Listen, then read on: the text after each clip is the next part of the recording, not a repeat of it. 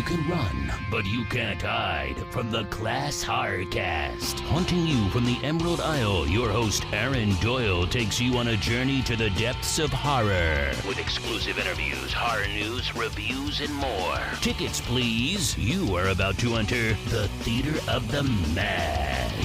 Enjoy the show. So, Evelyn, can you remember the first movie, TV show, book, or something like that that scared you? It scared me. Mm. So bizarrely, so I grew up with a lot of horror video games, horror films, everything from like an incredibly young age. So I was really quite desensitized. But bizarrely, the first one where they got into my head is actually not that scary when you watch it back as an adult, and it was Signs, which I'm pretty sure is an M. Night Shyamalan film. Um, yeah, I had a weird. I got really hardcore into the X-Files when I was a kid, and I became really obsessed with aliens and stuff. And then that film came out, and I watched it. But when I went to bed at night, I slept in a bunk bed, and as I was asleep, there was a storm outside, and the hatch for the loft is right outside my bunk bed. And I could see it lifting. Obviously the wind was going through the house, and my eye, there's like a nightlight in the hall, and my eye is completely trained on this loft hatch that keeps lifting gently up and down. And then I must have dozed off for maybe half an hour, and I woke up and the loft hatch was open. Obviously the wind had created a backdraft, like a suction, and lifted it, but I was fucking convinced that the aliens were going to get me, because I'm pretty sure in the film they break into the house and stuff like that, and I think they come through the loft. And I was absolutely convinced that the aliens were going to get me, to the point where I unblue tacked all the alien. I had loads of alien posters on my wall. I had, X-File stuff, but I also had just like pictures of great aliens. I had Area 51 shit everywhere. I unblue tacked them all in the middle of the night and turned them all around the other way because I had all these aliens looking at me. But yeah, that was the first one that got me. Unfortunately, was a kind of shit film. Do you know what though? I feel like that one gets brought up more than you would think. Oh yeah. Yeah, and everybody always mentions. I don't know if you can remember, but the scene where I think it's Joaquin Phoenix. He's sitting in that like little cupboard under the stairs thing, watching the news station, Mm-hmm, and it mm-hmm. shows like the Mexican kid's birthday party, and like you just see like a really quick shot of it. The alien like walks across the screen. Yeah, yeah. I remember that, like that's like one of those vivid memories of being like, gee, like looking back at it now, I'm like, oh, it's not that effective, but like I remember being younger and like, holy shit, aliens are real. Yeah, aliens are real. Yeah. Um, and it's kind of I suppose strange in a way because a lot of people mention things like ghosts or monsters or whatever, so aliens are kind of a little bit more unique. Um, Mhm. when would you say then your interest in like paranormal and stuff like that first sparked? Because obviously I know they're, I suppose, loosely kind of all interconnected. Like a lot of people who are, into UFOs and aliens can also be into like the paranormal and like the demonic side. But where would you say like that transition into the more paranormal aspect came from? I think so. As a kid, like as I mentioned, I had a lifelong interest in horror and stuff. The first film I ever saw was Alien when I was 3. Um, I was raised, horror born and bred, so I always had an interest in this kind of stuff. And then when I was really young, I don't know, maybe 6, maybe less than that actually, maybe 5. Like, I got into the X Files, and my dad would let me stay up late to watch it. We were waiting for mum to come home from work, and I got really into it in a big way. And yeah, predominantly deals with aliens, but it also deals with kind of cryptids and creatures and things like that. Um, and I guess in some aspect, it is sort of paranormal. It also kind of covers sort of just the general unexplained. So I had quite a distinct interest in that. I had a lifelong love of ghost stories. Um, you know, with so many of them in Scotland, same as Ireland, just like an endless culture of oral storytelling, particularly ghost stories. And they're just everywhere here. And everyone has a ghost story too. Even people who say, "Oh, I don't believe in that nonsense," and then you start telling ghost stories, and then they'll start telling you stuff that they've experienced. Everybody has one. And so that drove me to this kind of fascination. Was deeply interested in science growing up. Wanted to be an anthropologist, wanted to work for NASA, wanted to do all kinds of things, and had started teaching myself physics, particularly quantum physics, at a really young age. And I couldn't marry these two, like this really hardcore interest in science, but then this interest in sort of monsters and ghosts and stories and the paranormal, until much later, when I was working on being a forensic psychologist, and then I found out that parapsychology was a thing, and I was like, oh, there we go. Turns out those two things intersect, and now I work in the science of the paranormal.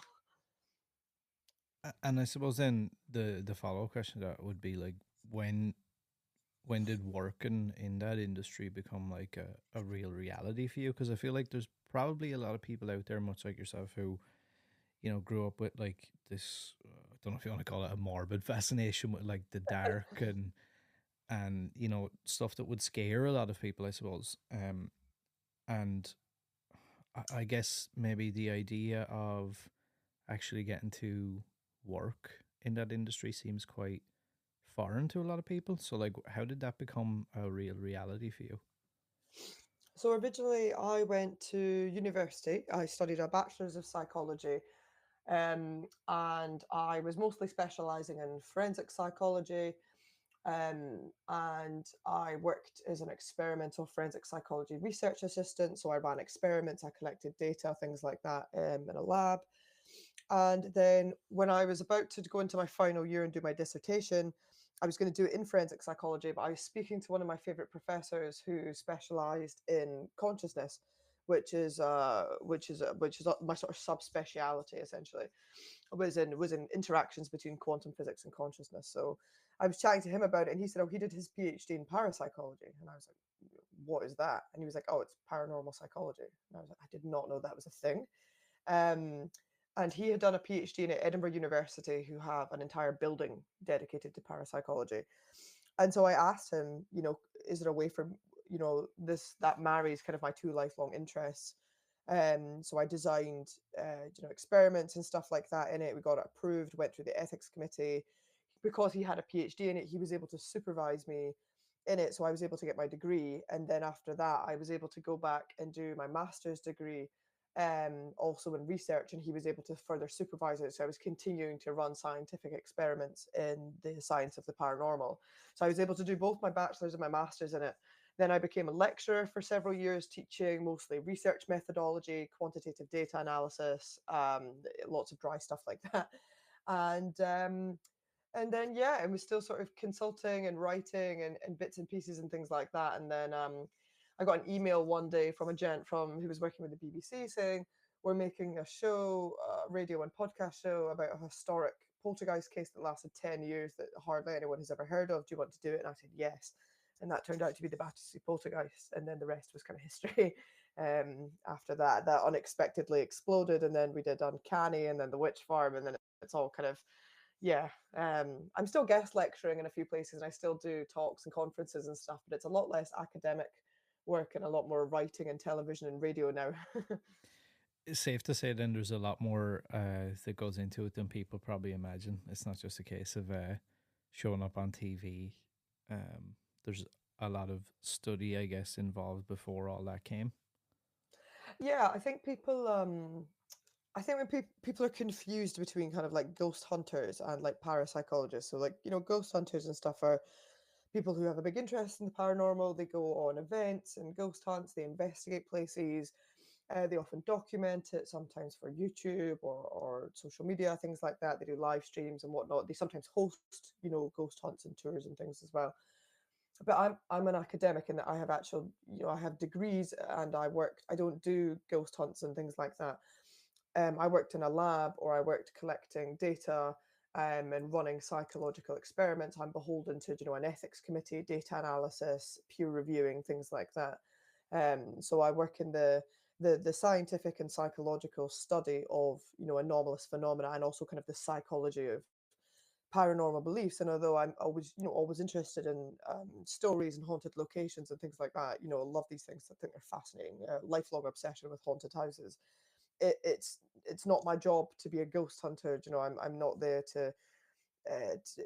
that's just simply not my job. I mean, I have worked on things where I have been asked to be part of these events in order to help sort of give scientific evidence and keep them right and make sure they're as thorough as possible. But yeah, I think a lot of people hear my job and think I'm a ghost hunter. I don't think they remember that I'm a university lecturer and I'm an actual scientist. That's what I do. But yeah, there's just not enough of us probably in popular media for people to kind of know what my job is.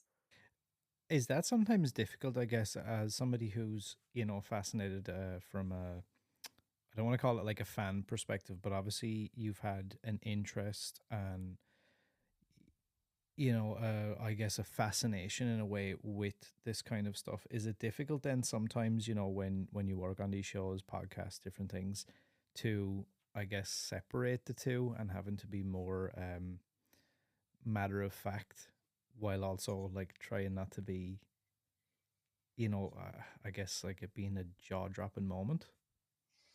Yeah, I think it's a balance between sort of personal and professional. The thing is that I think it's that a lot of people when they depending on what show and thing you listen to me on, it depends because on a lot of the more popular ones, we often have two people. So we often have someone brought on who's a hardcore skeptic who doesn't believe at all, and it's their job to give you skeptical explanations.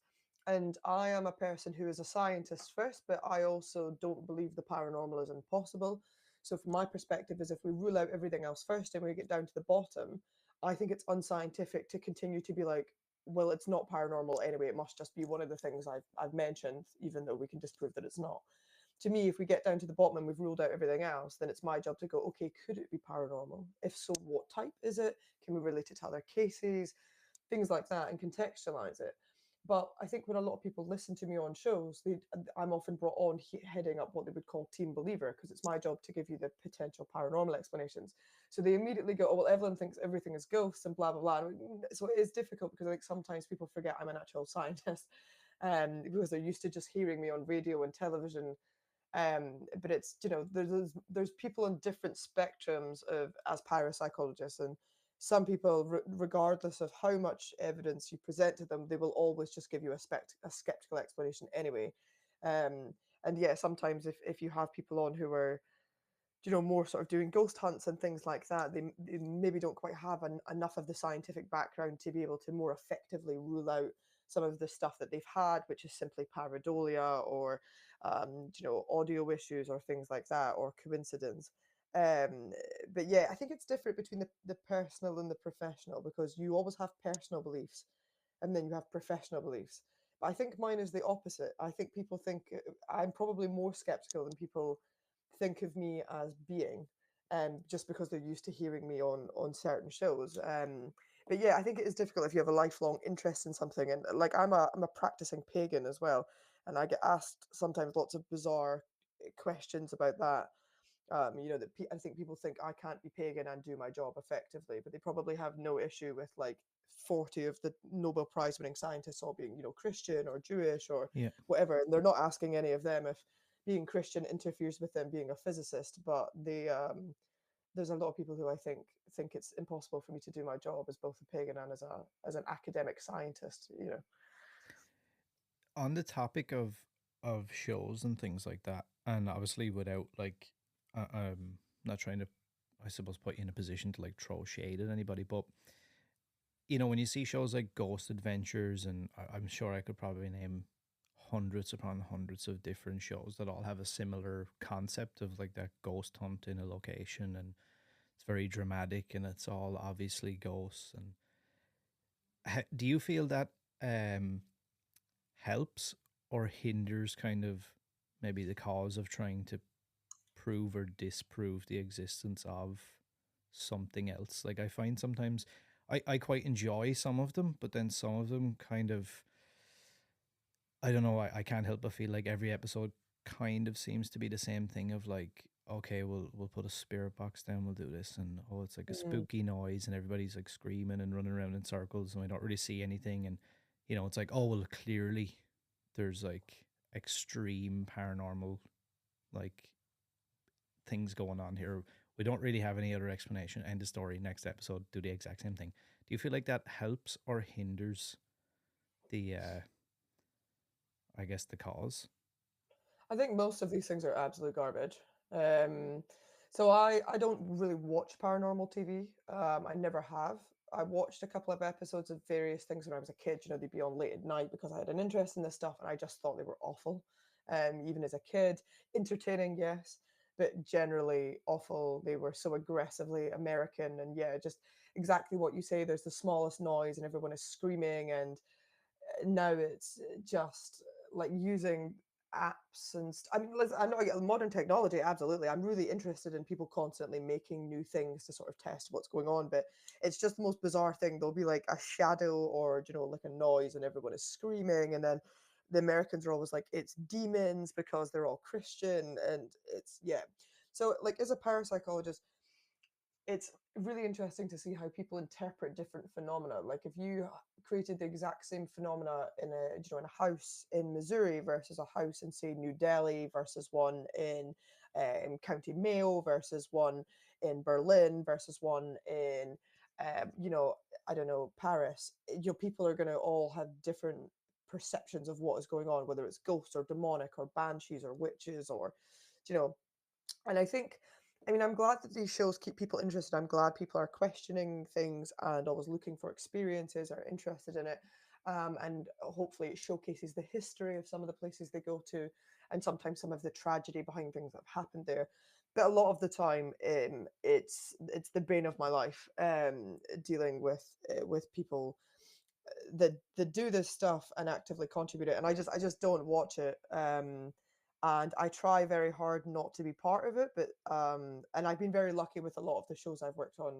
Things like Uncanny and stuff have been really good in treating the subject with quite good scrutiny and having lots of scientists on and experts and lots of due diligence and how they interview people and things like that, and that's been really good. But also sometimes you've agreed to do things thinking it's going to be more factual programming, and then you make something and be like, oh, this is ghost hunting, great, I've signed a contract for this. So I'm a bit more discerning now as I've gotten older about what projects I accept to do, because I just don't want to be part of these ghost hunting shows. I'm sure they're fun and I'm sure everyone is lovely, but it's just not for me. Is that something from, I guess, your like your personal experience, without getting too much into any specifics or anything, but is that something that happens quite often, where maybe like a production company or whoever, have this idea, we want like a ghost hunting show, or a, most haunted places or scariest locations or whatever, and it kind of becomes a very like, let's have a sit down and talk about, how scary and entertaining we can make this, versus any actual like looking into it. For example, I don't know, just pick, say, the Hellfire Club in Dublin, and just Mhm. let's just make an episode around that, just try and make it scary, and we don't really care about any of the rest. So I think production companies definitely do. I think you should be very, very careful of who you work with. And the thing with production companies is that they will never ever tell you that to their face. So if they hire 4 or 5 people, maybe even not all ghost hunters, maybe from like various backgrounds, maybe some historians, experts, things like that, onto these shows with the guise of doing, you know, historical interviews and talking about the history of a place, and then it turns into ghost hunting.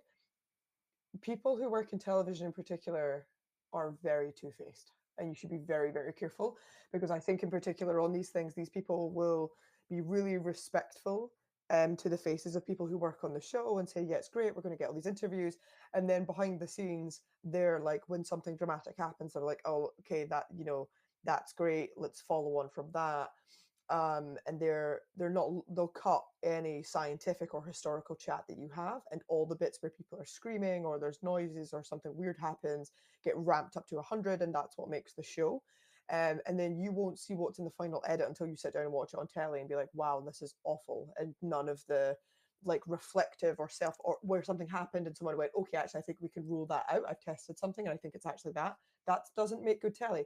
Because you need to remember, at the end of the day, if you are someone who works in this, in the paranormal, especially as an expert or a consulting expert, you are trying to do your job as a professional. It is the production company's job to get the most, they're making a television show, and at the end of the day it's their job to get the most number of views and drama and stuff for social media, and they will do that by any means possible. And I think some of these shows I don't know. I've tried not to work on a lot of these, but I know there's a lot of, especially the American ones, that get accused of faking stuff. And whether, but also I don't always think it's even the people who are in front of the camera. They're probably not. They're probably just genuinely reacting to stuff, but there's people behind the scenes fucking about with stuff and probably, creating noises or being outside the building banging on windows or whatever, and then they're filming the genuine reaction of the poor cast who are just trying to do their job. But I think what I've learned is that TV and radio are two very different things. And although I have been quite lucky to have good experiences in telly, you need to be very, very mindful that at all times there is a production company trying to make an entertaining show with viewers and people watching it, and they don't give a shit whether it's your job to like debunk stuff or be professional. At the end of the day, that's not what they're trying to make, and you need to be really careful with that. You have your first book coming out in September of this year, um, Atlas of the Paranormal Places. What can you tell people about that? Like, what can they expect from it? So yeah, Atlas of Paranormal Places comes out in September of this year. It is a hardback. It is published on Ivy Press. It will be out worldwide, so it's available literally anywhere in the world. Um, so yeah, it does what it says on the tin. It's an atlas. It has lots of hand drawn maps in it. We had a cartographer make up maps, which is really cool. It's got over 30 different places in it, and I don't just look at haunted places. I also look at strange aspects of nature. I look at places connected to witchcraft, places with a lot of mythology, historical beliefs, and I also look at places connected to creatures, whether that's cryptids, right the way to like legendary creatures like dragons and Bhutan and things like that. So it covers quite a wide variety of stuff. It's got full color photographs in it. And yeah, it's kind of I was always interested in those books when I was younger, when I was a kid, that was like the 100 weirdest places or things like that, or to 100 unexplained mysteries, and I love all of that stuff. And so when I was approached and asked to do this book, I was very happy to do it, and hopefully it has some really bizarre. I've tried to pick, yeah, there's a couple of greatest hits in there, but I've also tried to pick some obscure and random stuff, and some real deep picks, some that had me having to translate really bizarre languages for several days for like a 1,000 word chapter that hurt my brain. So I've tried to pick some of the real smaller stuff and some more off the map stuff, because sometimes in the paranormal you get hit with the same stories, again and again and things like that. So yeah, hopefully it's got some deep cuts in it. But yeah, it comes out on in September on Ivy Press worldwide, and Danny Robbins, my man from that I do Uncanny with, wrote the foreword for it as well. So obviously, I'm sure there was probably more than what actually ended up in the book as maybe ideas or potential suggestions to put in the book. So how did you, I guess, whittle down the amount of things? Like, how did something make the cut over something else? With great difficulty. So originally, when I started my publisher Richard, so he was like, okay, let's do 50, and I went away and I came back because I already, I was just I started making a list, and I was like, Jesus Christ, I could do 100. But I was okay. Let's will it down. Um, and I came back to Richard and said, listen, I would rather do less but better, because I don't want there to be like each one to just get a page.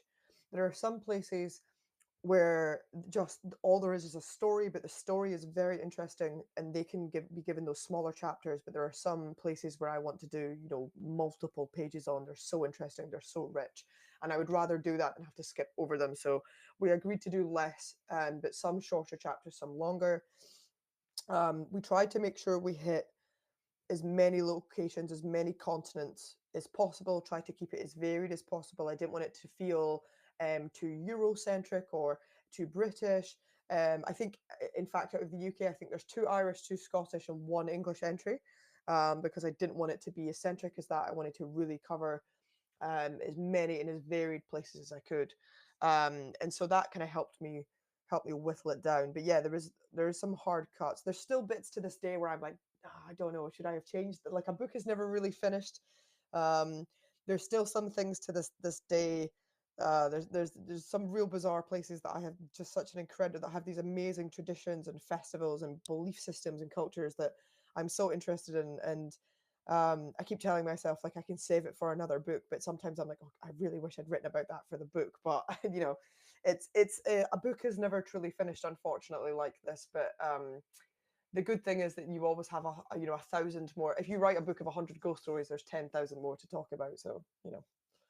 And obviously, you have an experience, writing for other publications and things like that in the past. What would you say were the biggest differences or challenges in that versus writing your own entire book? So I would say, hmm. So I think it's probably just the time and the research, because when you're writing often for publication, especially magazines and things, they tend to just approach you and be like, "Hey, do you have anything that you want to submit to us? Like, we have a space this month, or we've got this special issue coming out in a couple of months. Do you want to do us a piece?" And they tend to be pretty flexible with what you can write about. So I often have a back burner, you know, of ideas, a list of things that I'm either currently working on or that I'd like to write about. And so I hit the ground running. I open the laptop and I'm straight into it. Whereas when you're writing a book, even when you come out with a contents list, first of all, the places you're going to write, the sheer volume of research that has to go into that is very time consuming. And for me, it's a lot of cross referencing because there's so much misinformation about the paranormal online. So if you Google a supposedly haunted place, you're going to be given the story that they give you on the website to attract visitors. But then you want to cross reference that between actual historical experiences, and then you want to dig into the history records. You know, if they've claimed so and so has died in the house, can I verify that against death records, newspaper articles, things like that? Because I don't want to continue to. The stories are still interesting, and that doesn't make them less interesting. But where I can, I try not to perpetuate you know, stuff that's been made up. And if that means it has to get called out in the book and say, oh, well, I found this story really interesting, but actually, upon further inspection, I could find no death records for so and so who died in the house, and just trying to be clear and honest about it, because otherwise you end up contributing to a lot of misinformation. And it's the time in doing that. And I think, in particular for this book as well, there was a lot of language translation. Some of the places I picked, you know, trying to find specific stuff on a map, and the place names don't even translate to English, or certainly not Scots. There is no, the word physically does not exist in any of the languages that I speak. So it would, you know, just trying to cross-reference stuff and make sure it's as accurate as possible, and then finding out that someone previously back had mistranslated something. And yeah, there were some entries that I was kind of ripping my hair out about, but I'm hoping that they're worth it because they're interesting or a bit more obscure. Yeah, some of them almost killed me, I think. Yeah, I was just gonna say, like, I can't help but feel like the more technological and the more advanced we become, it's like a double-edged sword in a way, because you have instant access to all this information, but then you also have instant access to a lot of bullshit as well. And then you have to, like, it's like double the work, because you have to, like you said, everything needs to be like cross-checked with everything else to try and, I guess, narrow in on what's actual fact versus an interesting story that you put online to attract guests or viewers or downloads or whatever. Absolutely, and I also just think the general quality of the internet now is garbage. It's filled with AI crap. They've ruined, Google is virtually dead. If you punch something in, you know, it used to be that the first like three or four things at the top were ads, but they were marked as ads, so you skip past them. Now it's all ads. Everything you punch in that comes back, you get an AI generated approximation of what it thinks you're searching for. It's filled with misinformation. Most people are having to just Google something and then put Reddit afterwards, or r thread or whatever, to get like information. And it's just, yeah, so not only is the internet full of misinformation, but the people in charge of the actual search engines and the structure of the internet have obliterated it by selling it to AI companies that are destroying the planet by mining for, or powering stuff and making microchips, and, you know, causing famines. And in the process, no one can Google a cookie recipe because it tells you, I don't know, that, you know, Paris Hilton was the winner of the cookie eating contest in Miami 1984 because someone made a fucking creepy pasta about it 4 years ago. It's, yeah, it's hard work.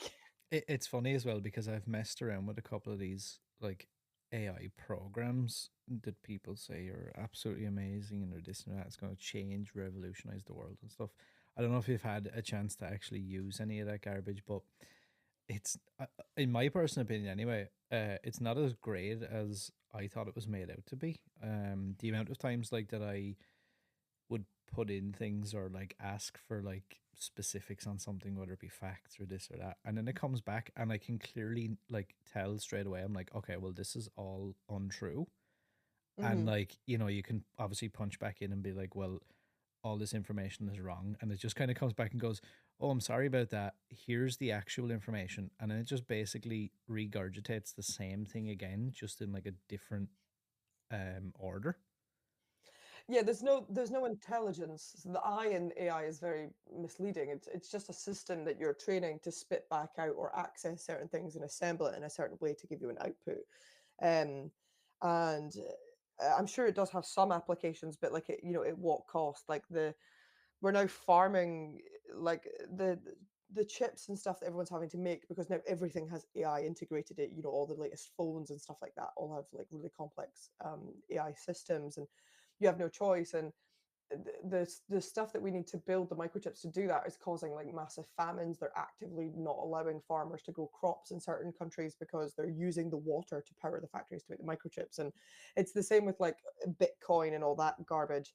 And like someone worked it out that like using one of these AI, the image things, AI generate an image, OpenAI or whatever, they were like, do you have any idea like the energy cost to generate that picture of, I don't know, like SpongeBob and Trump making out, has required this much energy and whatever. And like it's just like we are cooked, like we are fucked. Do you know what I mean?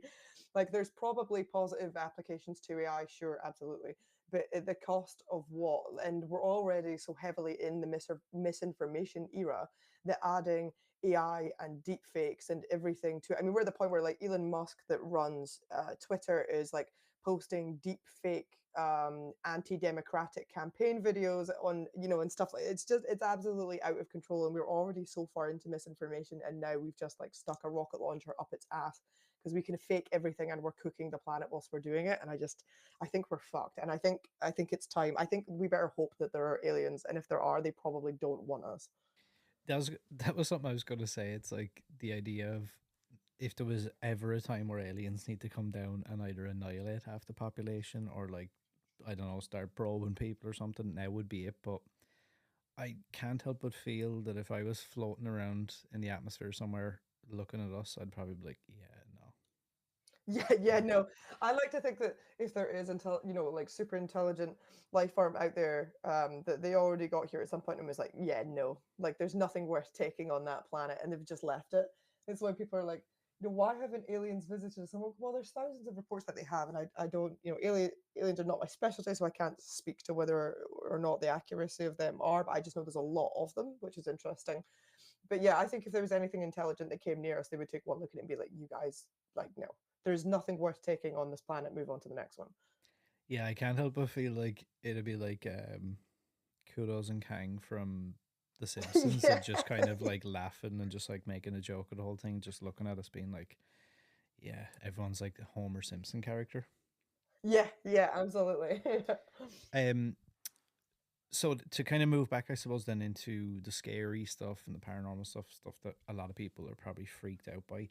Out of all the places that you've had a chance to visit, where would you say is the scariest place or the place you felt maybe the most unsettled by? So I think the place I have felt the most, yeah, the most like uneasy or uncomfortable in, was probably Bannockburn House, which is in Scotland. It's in Stirling or just outside Stirling, I guess. But yeah, Bannockburn House. It's very very old. It's had probably three different houses, built on it. Stuff has burnt down, been rebuilt, it's been extended. It's got lots of really interesting architectural features. It's just a really bizarre place, and it's like a never ending. It reminds me of Spencer's Mansion from Resident Evil, and it just keeps going. I was there for like 2 days, and there would be a point where we were filming, and I had already been there for like 12 hours, and at 1 o'clock in the morning I'd open a door and be like, there's a whole other floor I hadn't been on. It was just absolutely crazy. It just kept going and kept going. It's such an interesting place, lots of interesting history. Bonnie Prince Charlie stayed there. It's obviously connected to the Battle of Bannockburn, very famous in Scottish history. They recently found a hidden musket ball shot in the wall and worked out that from the distance and the impact of the shot, it had to be made from the garden. So they think that someone tried to assassinate Bonnie Prince Charlie there. Um, he was ill when he was there, and the girl, I think it's Clementine, I think she's called, the one that nursed him was the one he ran off to when he fucked off to France and abandoned us. And it's played a really interesting part in Scottish history. But there is also lots of there's lots of kind of horrible stuff connected to it as well. There's several suicides that are rumored to be connected to it, and lots of other things. But yeah, it's just a really strange place. I remember the day that we arrived; it was beautiful. It was scorching and blue sky. It was so lovely, and I took a walk around by myself whilst the camera guys were setting up. And when I went upstairs, there's this huge long corridor with doors off both sides. That's quite eerie, just because of the psychology of this big pooling corridor, anyway.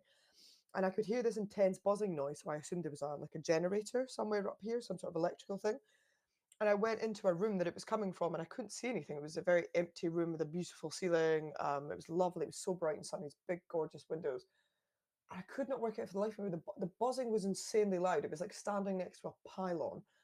And I looked to my left, and I realized there was thousands of flies, and I mean thousands, on a window. There were so many that I didn't realize that it was a window. I thought one of the walls was painted black, and it wasn't. That wall was actually a window that all the flies were on.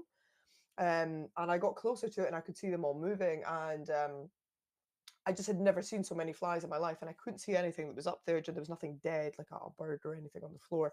Just thought it was really weird, but I was so stunned by how many flies there was. Like a whole wall, they blocked out the light from the window. There was that many.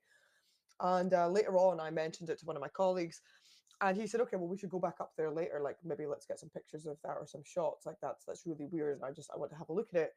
And when we went back up later on, as soon as it got dark by this point, and we went upstairs, and I was like, "That's weird. I can't hear the buzzing. Like, I don't know, do flies sleep?" And went in, and they were gone. Now flies have a really short lifespan anyway. So if they died, I'd expect to see them all over the floor. But there was nothing. I think there was maybe like two or three on the window ledge, like the normal amount you would find at a window ledge in an old house, and there was nothing, absolutely nothing. And I looked fucking crazy because I had literally said to these guys, like, you have to come up to this room. There's 1,000 flies. Like, you can hear it from a corridor away. And we went there as soon as it was dark with the camera crew, and there was just nothing. Um, you know, and I mean, I don't know what that means. I don't know. I'm not saying that's paranormal. I just thought it was really weird, and the whole house is the house is, yeah, it feels like a cross between Spencer's Mansion from Resident Evil, but it was also giving me Hill House by Shirley Jackson vibes. It felt like a lot of people talk about presence in a house, but the house, to me, haunted houses sometimes feel like living things, living artifacts. And sometimes you go in and you're like, oh, it's just a place that's spooky because it's old, it's decrepit, it's quite creepy, and you can completely see why people psych themselves into having experiences. But this one I went to, and it was so beautiful and sunny and gorgeous, amazing period house. And at all times you felt like the eyes had walls, like you felt like the house was a living thing, and it would decide whether or not you were to be there or not. You always felt like a guest of the house when you were there. But yeah, Bannockburn House in Scotland. I'd like to go back actually, and see what it's like. But yeah, I would pick that one. So at no point then, because for some people, if you get asked like, what's the obviously not everybody does what things like you do for work, but if I was to ask people, what's the scariest experience you've had or scariest place you've been, instantly I'd be like, would you go back? And they're like, no. So at no point then, like, does anything like this ever, I don't know, turn you off the idea of going back to a location, or like, I don't know, like scaring you, like to the point where it's like, oh, okay, I need to like get out of here and not come back? No, it's the opposite, I think. I think if a place does unsettle me, then it drives me further into looking at why that's happening. Um, you know, always looking at priming effects. Does it feel unsettling because I'm being primed to believe that? Is it in the environment? If something does happen, how thoroughly can I rule out that it's not caused by something else? It's not caused by electrical interference or, um, something else, or coincidence, or hallucination, or mishearing something. And depending on the situation at the time, you're able to rule out as much as you can. But then it drives you mental going over it again and again and again, trying to work out if you did see something or did have an experience. And so for me, rather than being like, I'm never going back there again, I would be like, when can I get back there ASAP, so that I can, as a scientist, try to verify what happened? Because if it happens again, then it's testifiable for me, or it gives credence, So for me, that curiosity doesn't go away. Like if I have never been frightened of a location. I'm generally not scared of anything. I'm probably too desensitized. I could probably do with learning some fear. The thing that frightens me is like going to the grocery store. um, Yeah. yeah, literally one of those people that like I get up on a stage in front of 2,500 people, sold out audience, don't even think twice. Don't even, absolutely nothing bothers me. My job is sometimes going to extremely reportedly haunted and horrible locations at like midnight, 1 in the morning, wandering around places by myself. And with a torch that may or may not work, completely unbothered. But I have to go to the grocery store where there's going to be people and I don't have makeup on and I'm in my pajamas and I don't know what I want for dinner. Like my palms are already sweaty as I'm currently talking about this. And so I am one of those people. I do big things really well, and I do everyday things very badly. I could definitely, and I can guarantee you, there's so many people that listen to this will be like, "Oh, that's me." Now, maybe not so much to like the point of being on stage or being in front of so many people, or being on TV shows, whatever. But I think a lot of people could probably attest to feeling that about like just the simple everyday tasks. Yeah, I would rather deal with a poltergeist than I would with like a very busy boss where I have to stand for 40 minutes. Yeah, yeah, I don't blame you. Is there a place on your bucket list that you would love to visit anywhere in the world that like is like a must for you? So I think currently, um, one of my top picks is Secret, which is an island in the Philippines. It's very, very beautiful. It's not very big. You can get around the whole thing in about 4 hours on a motorbike, I think. It's got big waterfalls in the middle of it. It's stunning, but it's also connected to Filipino witchcraft, which is very interesting. And they have an entire weekend of festivities where there's a witchcraft market, and people travel from all over to make, like they spend a month making and preparing all the stuff that's sold at the market. People travel from all over to sell, but also to receive rituals or spells or potions made by healers. And I just think I have an incredible interest in the Philippines. I think their culture and history is so interesting. But I'm very interested in Sikujor. And I think maybe one of the other picks on my list is probably Japan. I'm very interested in the history of not just the Buddhist history, but also Shintoism and Taoism and lots of different stuff. And their kind of categorization system of well, we would say ghosts, but like the yokai, which isn't just ghosts, but also sometimes things that are closer to being classed as creatures. I also like the kind of Shintoist belief that certain things gain souls at some point. Like there's a belief that if you have a tool and it's used for, or a bit of equipment and it's used for 99 years, it then gains a soul, which I like. And I find all these different ways of attributing consciousness to like inanimate objects. The belief that everything fundamentally has a soul is really cool. I think it's really interesting. But I also just think, yeah, the entire study of the yokai and how varied their ghost stories are and how strange they are, and the descriptions of the creatures and stuff are amazing. And it's also just a incredibly interesting country. But yeah, I think at the top of my list is probably Secret in the Philippines, and probably Japan are probably on the top of my list. You mentioned witchcraft and rituals and things like that, and something I wanted to ask your opinion on is, I see like a company. I think Hasbro owns the rights or whatever you call it, the trademark to like the Ouija board and stuff like that. Um, what's your opinions on people using stuff like that either as just like a party thing or like a joke, or maybe some people out there who genuinely believe and they're trying to, I don't know, summon something or see what happens? Is that there's a very divided opinion. Is that something that you see as potentially dangerous, or is the fact that a company like Hasbro owns the rights to that, does that kind of tell you everything you need to know? So I think it generally depends. I mean, like even if you don't believe, what do you think is going to happen? Um, Also, you're relying on the fact that you have no idea what you're talking to. You don't know. You could be trying to contact a dead ant, but if something does happen, you have absolutely no idea who you're talking to. And I think generally, my interest in um, cursed and enchanted objects is a big specialist interest of mine. And Ouija boards are something I get asked about a lot. And I think for me, but the question is, what constitutes a Ouija board? So spirit boards obviously predate Ouija boards by hundreds and hundreds of years. They pop up in lots of different cultures. But specifically, the Ouija board is a parlor game. Um, you know, was created not that long ago, and it was actually created by Christians. It was a Christian thing, funnily enough, and now it's considered demonic or occult or whatever. But the question is, what actually constitutes it? If I was to get a can of spray paint and draw what we would now commonly know as a Ouija board, the yes, no, and the alphabet and numbers in the exact same format on a wall, and then put a glass on it, does that make it a Ouija board? I have a chopping board, a wooden chopping board in my kitchen that has a Ouija board on it. If I was to put a planchette on it, I have a planchette keyring actually sitting right in front of me on my desk that someone gave me. And if I was to put that on that cheese board, does it become a Ouija board? Or is it that it's more about intention? If you have a group of people sitting around something, anything, even if it was a bit paper in an upturned pint glass, is it the intention, of them trying to contact something that creates ritual that somehow connects to something else? Is it about consciousness and ritual and intentionality, or is it about the item itself? But I think my sort of general rule is that even if you don't believe, I think it's about respecting your environment.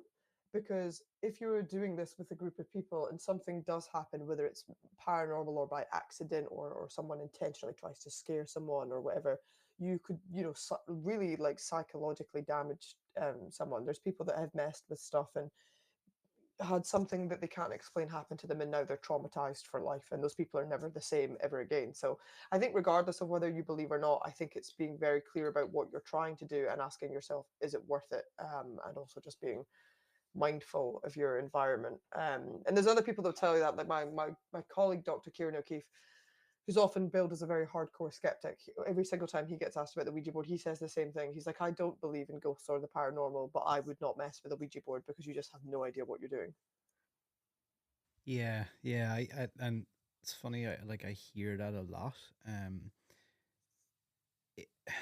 I- are you of the same opinion then? I mean, like I feel like it's taken off definitely in more recent years with somebody like Zach Baggins and whatever. Like he's kind of, for better or for worse, the idea of his museum with all these cursed and haunted objects, and then um, I think that's kind of gone out into the zeitgeist then, and people become fascinated by this stuff. Um, would you be against? I mean, owning stuff like this? There's I seen people talking recently on Reddit. It's some kind of a mirror. Is it like a black reflective mirror? Scrying mirror. Yeah, Yes. so it's like a black mirror. Yeah, scrying mirror. And stuff like that. It, like, is it dangerous to own these things? Do you think? I think it more depends on the psychology. So, as a parapsychologist, I have one of my subspecialties is interest in enchanted objects, and I have a vested interest in them, and I own several strange things in my flat, and I've been collecting sort of strange things for years because they fascinate me. I'm interested in them, and I'm interested in how they psychologically affect people, but also the actual science of the object itself, like what it's made of. How does especially an object that is very everyday at some point become cursed or enchanted? How does that happen? But also as a pagan, divination is practiced sometimes through various methods. Some people might use tarot cards, some people might use scrying mirrors, these black mirrors. You can also use crystal balls, which could also be blacked out scrying balls. But you can also just, I mean, when I was kids, we used to do divination using candle wax. So you drop hot candle wax into cold water and it forms shapes, things like that. There's lots of different ways.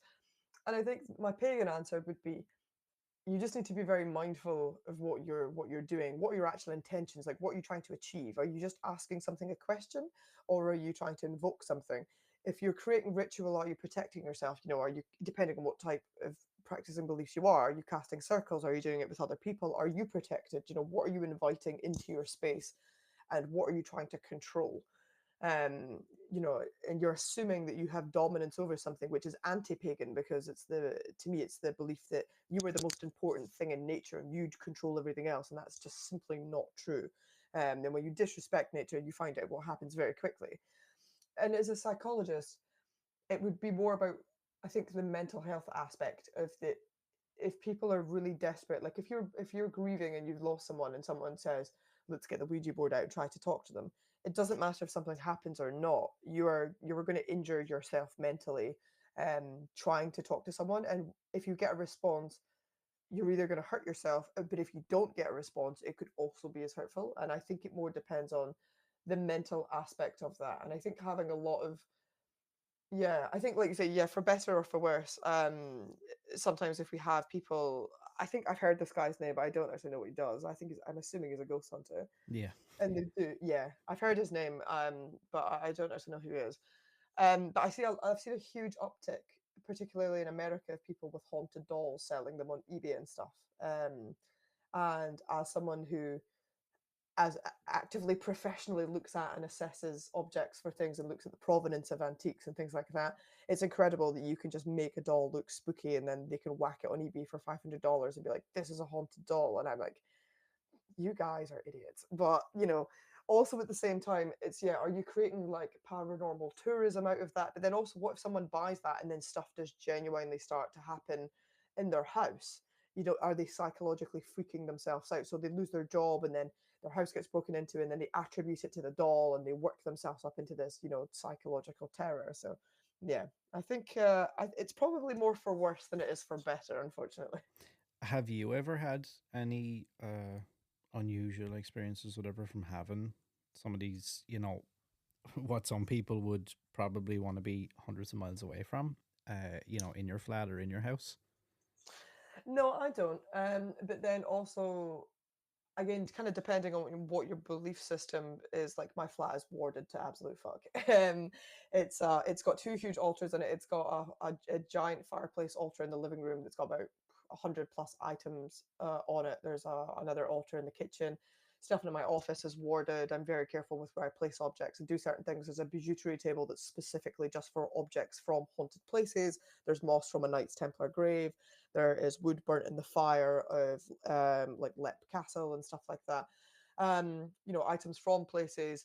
But yeah, it depends. I mean, psychologically, you could also again look at that from two aspects. Like spiritually, like my everything is warded, everything is controlled and protected, and psychologically, because I have warded it, because I have taken these actions, I believe that it is so. So I'm less likely to attribute it to anything.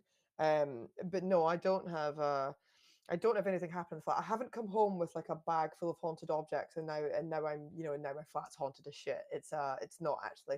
Out of all the places, everywhere in Edinburgh and the Lothians is haunted in Scotland. It's literally the city of ghosts. But my flat is not haunted, and I would probably be the first person to know if it was. Yeah, I feel like definitely Scotland, UK, Ireland, I think have such a rich history with like potentially being haunted and like the paranormal and stuff. Have you had any? I know I asked earlier about like scariest place you've visited or most unset live in, but outside of that, just in like every day to day life, whether it be at work or just at home or just doing any normal day stuff, have you had any experiences that like always stick out in your mind as like, that's like really fucking kind of scary when I think about it?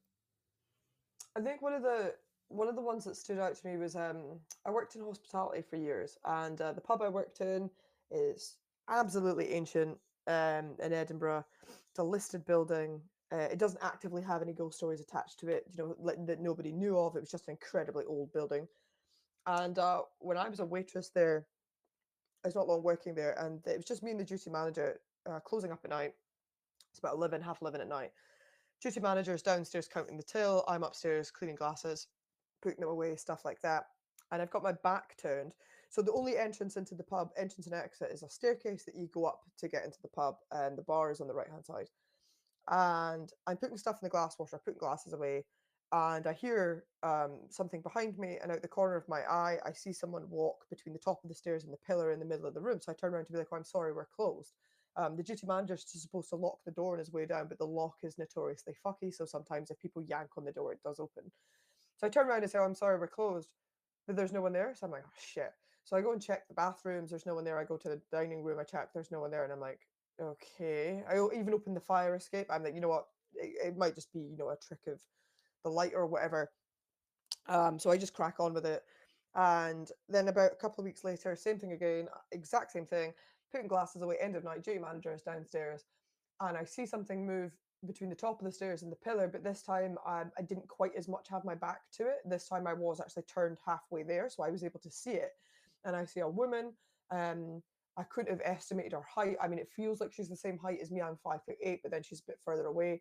The only thing I could say was that she had a long sleeve dress on. It was quite plain looking. I would say it was brown if I had to pick a color. And she had her hair tied back in a bun. She was white, and I would say she was fairly slim. And that's probably about all I could tell you. And I saw her walk from the top of the stairs to the pillar, and literally as I went to shout, "I'm sorry, we're closed," just nothing happened. She got level with the pillar, and where she should have continued to appear on the other side of the pillar, nothing happened. So I walk around from the bar. There's no one there. Again, I check the bathrooms, the whole thing, and I'm like, am I going fucking crazy? Like, there's no way. So I go downstairs and I say to Tim, who's a duty manager at the time, I say to Tim, I'm like, did you hear anyone? Like, did you definitely lock the door? And he was like, yeah. And I checked it on the way down and it's locked. And I'm like, I'm telling you, I thought a lady just walked up the stairs towards the women's bathroom. And he was like, I'll double check the CCTV, but I don't think so. And he wound the CCTV and no, there's nothing. Like, you can see me turn around and then pause and then I go out and check, but there's nothing on the CCTV. So I didn't tell anyone because I just thought I'd gone mental. And then about 2 years later, maybe not even that, a year, 2 years later, we hired this girl called Maddie. By this point, I think I'm a duty manager and Maddie is now a waitress. And I'm doing the tills one night and Maddie is upstairs. And I come upstairs after I've done the tills and I sign off the sheet and I check everything's okay. And she asked me, she was like, did you lock the front door? And like, yeah, I did. She was like, I thought I saw someone come in earlier. And I didn't say anything. I just checked the toilets really thoroughly and was like, I don't see anything. I'm sure it's fine. And then the same thing happens again a couple of weeks later, and she's like, "No, I'm telling you, like, there's like I keep seeing a woman upstairs in the bar," and Maddie seemed really frightened. So I didn't tell her that I'd seen the same thing. I just said, "What did you see?" And she's like, "I'm every single time it's like 11, half 11 at night, and I can literally behind me out the corner of my eye see someone come up the stairs. So I turn around to say that we're closed, and a couple of times now I've seen a woman up the stairs, but she gets to the pillar and then she vanishes. And I'm like, well, what do you mean a woman? Like, what does she look like? What clothes does she have on? And Maddie's like, she's got her hair tied back in a bun. She has like a kind of dress on, like she might have an apron on or something as well. Like it's like a long sleeve dress. It's brown. She's slim and she's white. And I'm like, yeah. I'm like, so we called her the scullery maid because that's what she kind of looked like traditionally. We don't actually know who she was, but Maddie seen her like this was a year or two after me at the same time every single night. And then we had a waitress 4 years after that who had the exact same thing, who came downstairs when I was closing up one night, absolutely hysterical. It was like, I've literally just seen a woman walk into a pillar and disappear. Like, what the fuck? Absolutely hysterical. And I just had to be like, it's the scullery maid. It's fine. It's like, she doesn't talk to anyone, she doesn't do anything. She just appears at the top of the stairs, she gets to the pillar, and then she vanishes. If you believe in stone tape theory, the idea that under certain conditions the environment can replay things that have happened there, then she's probably on some sort of loop. Do you know what I mean? She's just a glitch. She's like a hologram. She's like a little glitch in the machine. She doesn't do anything. She's fine. Just leave her alone.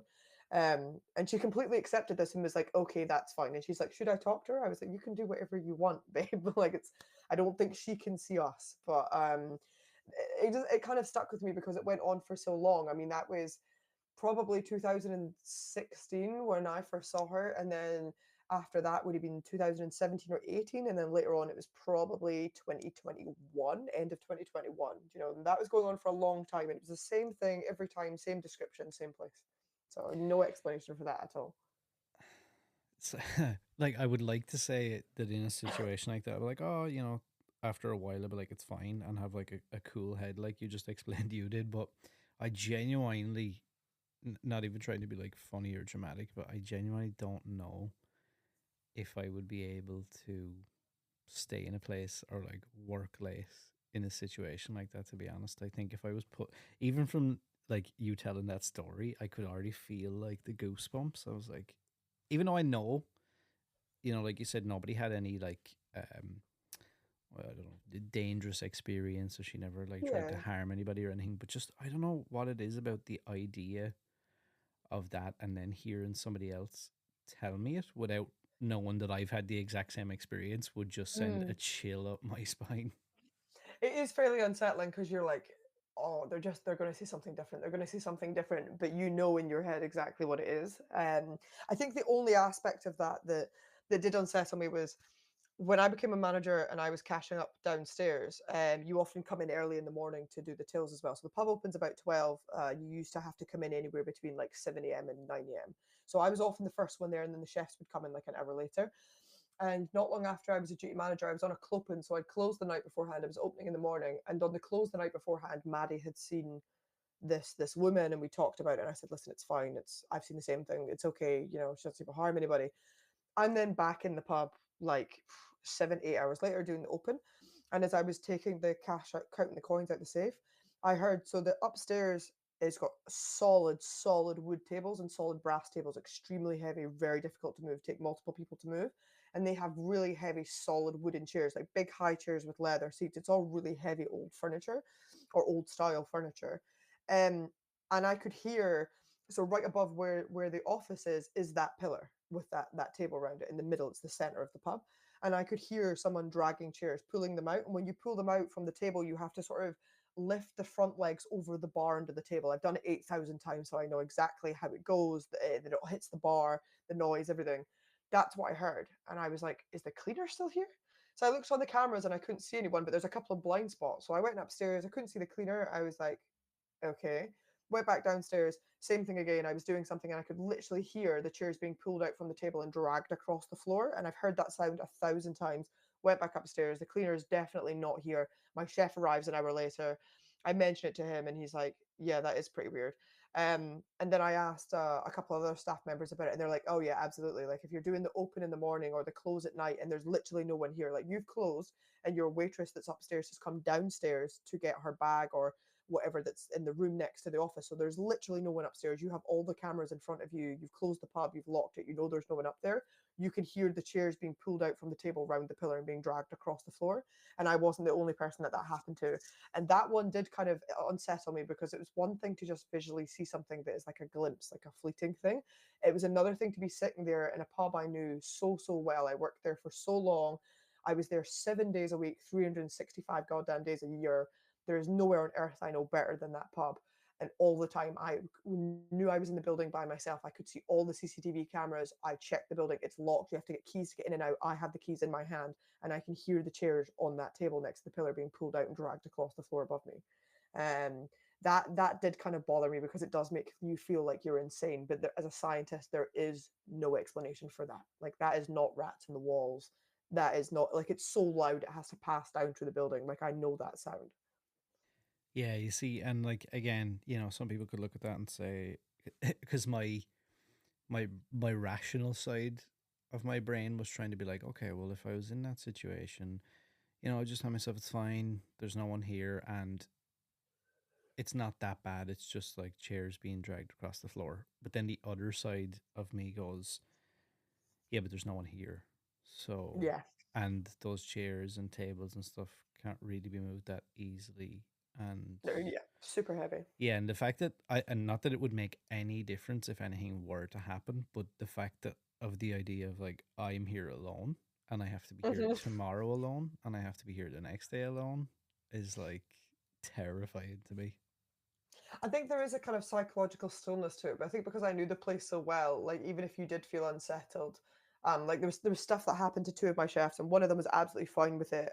He's Celtic pagan like I am. He has an interest in the paranormal, and he was like, "No, it's fine." He was like, "I just talk to them, like I say things out loud, like please don't touch me," or like he's not frightened at all. However, my Greek chef, holy fuck, my Greek chef refused to work opens for like the next 6 months, and he refused to do closes by himself.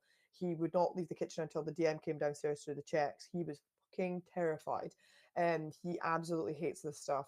So I think some of that is more about yourself psychologically. Like I think like I would go in, and because I knew the building like the back of my hand, I had no issue. But I was also like, nothing is going to happen to me. Like yes, it's spooky at night when you turn the lights off and it's unsettling, and you get that little fear, as you're going down the stairs. The same way when you turn your bedroom light off and run to the bed, that kind of thing. You would get that turning the light off and setting the alarm, and you have to run to the front, get down the staircase to get out before the alarm goes off. Sure, there's a little bit of adrenaline, but I never ever felt like anything was going to happen to me. And so psychologically, when I was walking around, that building was part of me, and I was part of it. because I'd been there for so long and it's my second home. And even when I left, I still got my mail sent there for the first year afterwards. Um, and so it's a place I'm very attached to. And so I never believed, like, I respected my environment and I loved that building. I loved that pub and I loved my team and everyone I ever worked with and all my regulars. And so it wasn't a place of fear for me. And I think maybe psychologically that is what helps you calm down versus if you were there and it's not a place you know well and you don't love and you don't respect it and something happens, you are like, get me the fuck out of here. I am absolutely not working here by myself, because you feel like it's going to attack you or do something to you. And psychologically, I did not believe that. I have two or three final quick questions before I let you go. Sure. To kind of, I suppose, to segue off the back of that, and without trying to, I suppose, invoke anything or sound, like I would wish something like that on you. Is there anything in your mind or anything that you think of that that could scare you? So, like, for most people listening to this, I'm sure they'll listen to that story and probably, much like myself, two or three times there, I could feel like the hairs on my arms standing up, where I'm like, oh Christ Almighty. And that's a quite, I suppose, to some people, it's like, oh well, it's only just like chairs moving and like you just seen a lady and she never actually done anything to anybody. It's fine. Do you feel like there is anything that could like really unsettle you? If like, is it a case of, would the idea of something physically happening or something actually touching you or speaking to you, does anything like that bother you at all? I think if something physically touches you, that's quite unsettling. Because there's a difference between seeing something and hearing something. And, if someone feels like it's one thing to maybe have something brush against you, because that could be anything. But it's different when people are like firmly grabbed or yanked, if they feel like they're getting pulled out of bed or pushed down the stairs or something like that. Even if it's just something grabbing your arm, even if it doesn't pull you or yank you back, it's still, that's got to be like top unsettling, because something has physically touched you. And even if it was a person and not paranormal, it would still be violating. So I think definitely that. And I think, to me, voice mimic phenomena is the most frightening of all the phenomena. So when something mimics the voice, it's often of someone you know very well. Even like a partner, sometimes even using pet names or whatever that only you know. And people live in houses that have activity, and they come home and they can hear their partner talking to them or shouting them from a room, even using like a pet name, and they go in and there's no one there, and they're at work. So something has mimicked the voice of someone you love in order to get you to come into that room or to do something. I have never experienced that, but the concept of that scares the shit out of me. So I don't know how I would react if that happened to me. Yeah, that's one actually I forgot about. That voice mimicking thing is horrifying. I've read so many different threads on Reddit, and like, I know probably most of them are bullshit, but people have quite a good imagination if they are like false stories. But the idea of that, like, and then they question it or something and it answers with like the wrong answer. Just Mm. the idea of that is horrifying to me. Um, what are some of your comfort horror movies? Is there any movies that stick out that you would find yourself rewatching? Or, I don't like asking the question like, what's your favorite horror movie? Because a lot of people find it very hard to just pick one singular film. Um, so I would say, yeah, because you can kind of pick one for probably lots every different category. Like best vampire Yeah. film, best creature horror. You could even go practical versus CG. The sci-fi horror. You could pick one for every category. But I think, to me, I think the one I always go back to is John Carpenter's The Thing. I think it's a masterclass in about 6 different ways. I love practical. I love creature horror, and I love practical effects horror as well. I'm not crazy on CG. I don't mind when it's mixed, because I understand, you can only make so much, and sometimes you've got to Hmm. add stuff in. But I'm very practical effects based. I love practical effects and handmade monsters. But yeah, John Carpenter's The Thing. I go back to a lot. Alien was the first film I ever saw in my life. I was 3. I couldn't sleep. My dad brought me downstairs to watch it. I have very little memory of it, but I know that he's telling the truth, because when I was a kid, there's this little like rhyme thing I used to do, and my dad would ask me what comes down the chimney, and I would say Santa Claus, and he would ask me what goes down the hatch, and I would say lager. And he would say, "What does the alien say?" And I would go, and that is like on VHS tape, and I am like 3 or 4 years old, so I know he's telling the truth that that's the first film I ever saw. Um, what else would I go back to? Bram Stoker's Dracula, Francis Coppola is just fucking insanity. It's one of the Mm-hmm. most beautiful films ever made. I know Keanu Reeves has a dodgy accent in it, but I don't care. It's stunning. It's my favorite costume designer of all time works on it. She also worked on Tarsem Singh's The Cell, which is the most beautiful film ever made. And yeah, I go back to that a lot. There's The Lost Boys as well. Just iconic. My favorite film of all time is Donnie Darko. I don't know if you could Yeah. classify that as a Yeah. horror. Yeah. Kind of, yeah. It's Yeah. got its moments. Yeah, Donnie Darko is my favorite film. Yeah, there's definitely a few. Um, there's a lot of thriller that kind of verges on horror in some Yeah. places that I go back to. Like Gone Girl is one of my comfort films. Like if I'm like I don't know what I'm going to watch today, and I just want to watch something that's it's cool, it's good, it's well written, but I don't have to pay too much attention to it because I've seen it 100 times. Like Gone Girl is one of my comfort films, and I don't know what that tells you about my personality. But, Do you know, I think people will probably be shocked by some of your answers there because I would imagine just from knowing, some of the things you've worked on and some of the things you've been involved in, everybody probably would have assumed that you were going to list off like, oh, The Exorcist and The Conjuring and Insidious and all that kind of stuff. mm. Does that type of horror do anything for you, or does it kind of like now just seem like drab, just kind of, ugh, it's another possession movie, So another scary movie? I think the Conjuring films, the problem is that the people that it's based on are obviously massive frauds. But the films themselves are pretty well made. The first one in particular is very well made. I think it's got a lot of shots in it that I mean the shot where she's out hanging the washing and the sheet blows off the line and it catches the figure. I love that shot. It's got the thing in the wardrobe is a fucking amazing sequence of events. Oh my god, the clap game where they're clapping and then the hands come out the wardrobe and do the clap. I fucking love that.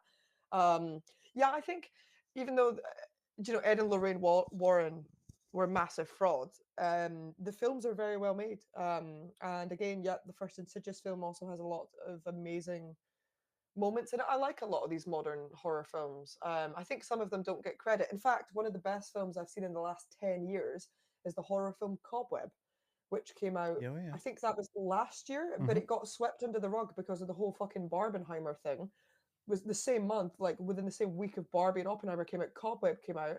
And I'm always saying I want more summer horror film releases. And it came out, and obviously it couldn't even get a look in because everyone was doing Barbenheimer. And I watched Cobweb, and I was like, holy shit, this is one of the best films I've watched in the last 10 years. So if anyone hasn't seen Cobweb, watch that. Like, forget Barbenheimer garbage, watch Cobweb. It is amazing. So is what did I watch recently? The new horror film with Ethan Hawke.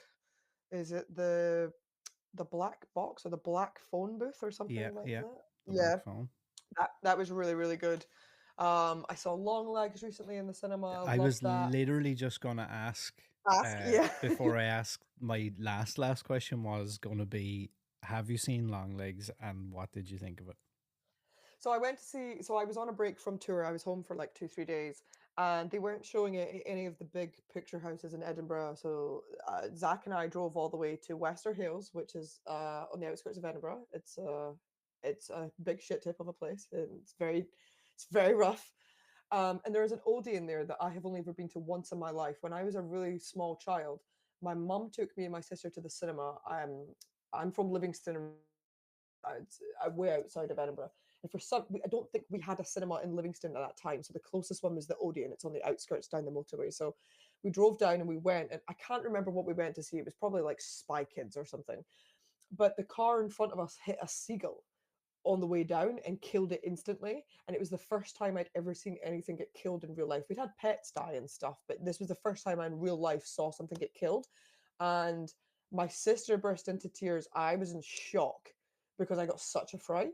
And that's what sticks out in my head. And so to go and see Longlegs, we drove down the motorway in the rain to the cinema where I saw something get killed for the first time to go and see Longlegs on my day off. We were so hungover. Zach and I hadn't slept for 24 hours. We'd been at a party. We went to see Longlegs. It was really good. I enjoyed it. I thought it was the right mix of unsettling and creepy. And at no point did you have any idea what the fuck was going on. And It was good. I really enjoyed it. I think Nick Cage is an incredible actor who never ever phones it in. Even if he's making a shit film, he never phones it in. He gives everything 100%.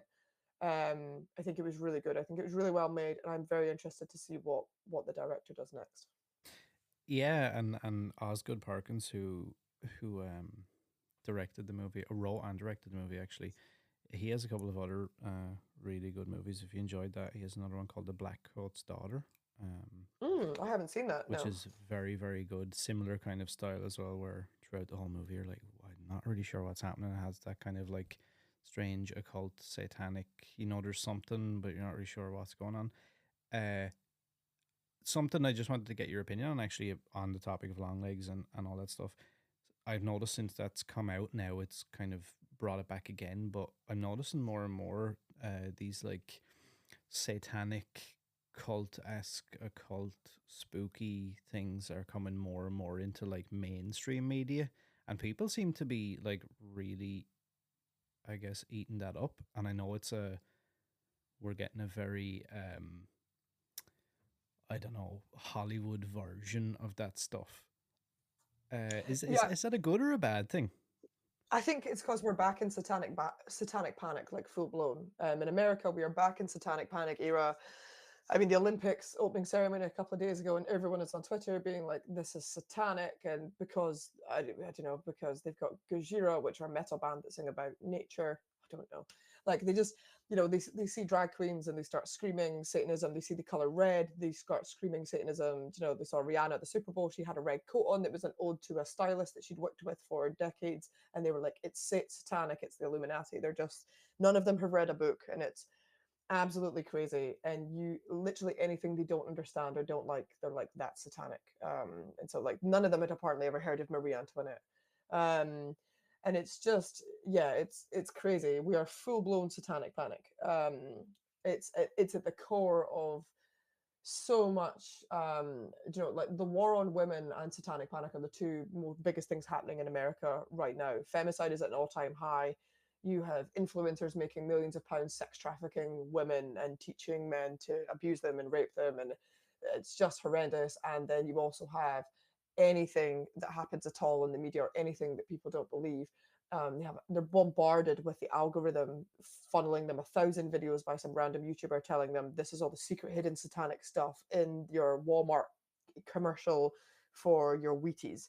And these people they don't, the education system is so bad over there, and the critical thinking is so low, and it's not a lot of these people's fault. They're probably quite vulnerable, and they just haven't had the education, and they've never learned about things outside of America and stuff like that. And so it, it has exploded, like it was in the 80s and I think even into the 90s, all of this. And suddenly, so I'm not surprised that we're seeing an uptick of this depiction in art and things like film, and we've gone back to this, classic occult satanic thing. But I don't know. I mean, art has to reflect society at all times and vice versa. So I understand why we're doing more of that, but it's probably, I don't know if it's helping, because you're kind of refueling this idea that everything is satanic. And none of these people have ever actually met a Satanist in their life, and they don't actually know what Satanism is about, but they use it synonymously for evil and anti-Christian, even though that's not what Satanism is about.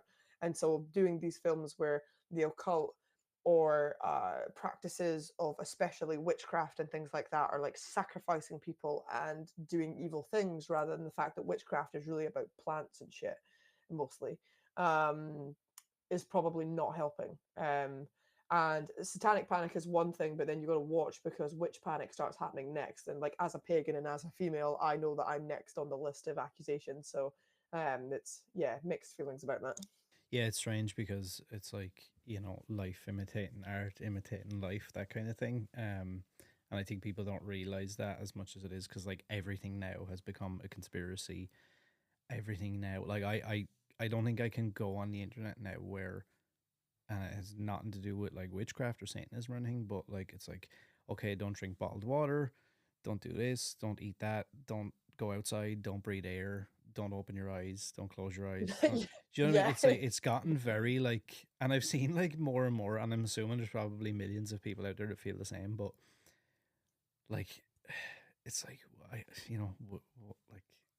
we're being, like you said, it's the AI machine or whatever that's like programming everybody to be like, believe this, this is what it is. Anything that doesn't go along the lines of like this thing that's been set out in front of you is satanic, bad, awful. You know, don't do any of this stuff. And if you even align yourself at all, or even seem like you're open minded in any way, you're cast out as well. Like, and we're going to burn you at the stake. Yeah, it's out of control, and I have no solution to that. I think if there is a God, he has no interest, like he has abandoned us if there is Yep. one.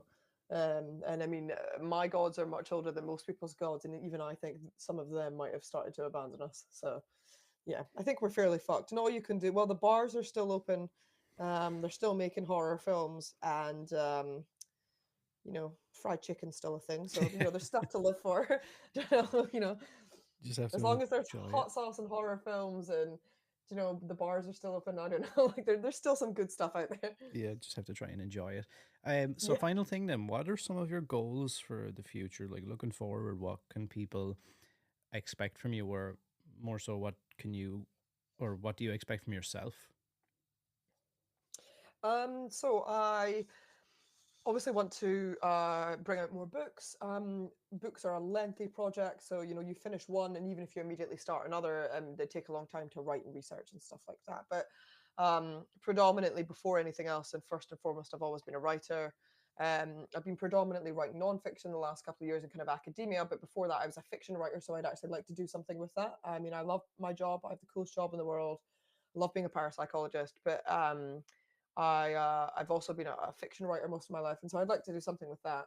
Um, there's new TV shows and radio shows and stuff coming, so that's good. I did my first solo presenting job last year. I got to be the presenter for the 5-hour special for the 50th anniversary of The Wicker Man on BBC Radio 4, which was amazing.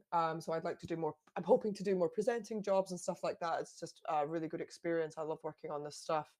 And yeah, just doing a lot more factual programming, looking at more historical shows, maybe histories of witchcraft in Scotland, history of kind of haunted houses, maybe looking more at the actual like science of kind of paranormal beliefs and stuff like that. But yeah, more factual programming, I think, and then the opposite in writing, more fiction, and things like that. Yeah, I think just looking for ways to put more information out there that is less misinformation, trying to fight the misinformation. I think is my goal for the next couple of years, is fighting the misinformation, and yeah, making cool stuff, I suppose, and trying to relax and stop being so anxious about it the whole time. Yeah, I know that's the key. I would love to, maybe in the second half of the year, once the book has come out and things have kind of, the dust has settled on it, I would love to revisit again and maybe get Mhm. some more of your thoughts on other things, and obviously how the book has gone, and maybe you'll Yeah. be able to announce some other projects. But in the meantime, where can everybody listen, and where can everybody keep up to date with what you're doing?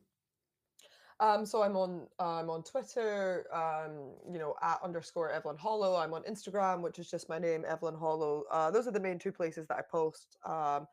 My website, evelynhollow.com, has all my links to stuff on it. So, pre-order links for the books. I've also got the book launch that's happening in Edinburgh in September. I'm also appearing at Farsley Lit Festival, which is in Leeds. I'm doing an evening with Evelyn Hollow, which is this big nighttime event. And there's a few other things coming up, but yeah, also episodes. So all the shows I'm on, Uncanny, The Witch Farm, Battersea Poltergeist, things like that, are all on Spotify, BBC Sounds. But yeah, the most common places where I am is Twitter and Instagram. Twitter is for chat, and Instagram is for watching me do dumb shit on my stories mostly. I love that. Evelyn, it's been a pleasure. Thanks for taking the time. I know we've gone slightly over. I can't keep my mouth shut. That's okay. Neither can I. For everybody listening, the links to all of Evelyn's stuff will be down below in the description, whether you're listening to this on Spotify, iTunes, or anywhere else that hosts podcasts. And yeah, we'll see everybody in the next episode. And like I said, Evelyn, I would love to do this again in the second half of the year. Yeah, absolutely. Yeah. Once the book is out, we'll come back and we'll talk about whether the book is doing well or whether we need to promote it some more. I don't think you're going to have that problem, to be honest. I think it'll be fine. But yeah. I think so. Thanks for listening to another episode of Class Horrorcast. Stalk the CHC podcast at classhorrorcast.com, at First Class Horror on Instagram, TikTok, and YouTube, or on Twitter at @class_horror. The CHC podcast is hosted and produced by Aaron Doyle and is an FCH production.